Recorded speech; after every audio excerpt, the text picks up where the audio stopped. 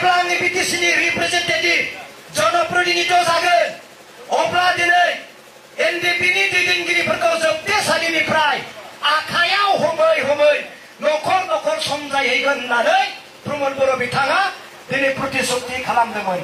बेखौ दिनै रायजोआ फोथायदोंमोन। एसेबां गोदैयाव आखायाव हमै हमै रन्जन दैमारिजों लोगोसे गासैबो एसएनडिपिफोरखौ न'खर न'खर समजायहैदोंमोन। बुंनाया गाज्रि नङा, सिमाङा गाज्रि नङा, थांखिया गाज्रि नङामोन। नाथाय दिनै बिथांमोनखौ जोबथेसालिनिफ्राय सौख'नाया आलादा खोथा।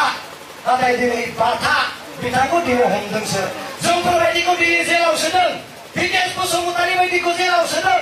दावराव देख्रे बायदि मानसिखौ दिनै दावरा जेलाव सोदों। नाथाय एनडिपिखौ सौख'नाया बेसेबां गोजाननि खौरां। दिनै स्कुल कलेज सरकारि खालामनायनि खोथा लिरनानैनो लाबोदों। दिनै सरकारि नङै कलेज, भेन्सार कलेज, भेन्सार स्कुल बेफोरखौ दिनै सरकारि खालामगोन होनना लिरनानै लाबोदोंमोन। नाथाय गंसेबो स्कुल, गंसेबो कलेज दिनै सरकारि खालामनो हायाखैसै। बरंस जोंनि थाखानाय स्कुल गोबां बर' स्कुलखौ प्रमद बर'आ दान होबाय। अब्ला नों बोरै प्रमद बर'खौ समर्थन खालामनो हागोन? दिनै न'खर न'खर साख्रि होगोन होननानै बिथाङा प्रतिश्रुति होदोंमोन।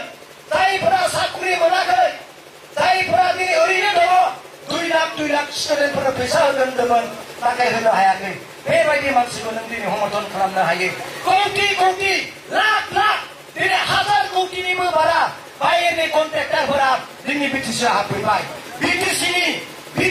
बिटिआरनि एकर्ड मिक्सिं शेयार होनना बुङो 250 करोड़ 250 करोड़ दिनै सेन्ट्रेल सरकारनिफ्राय लाबोनो गोनांमोन।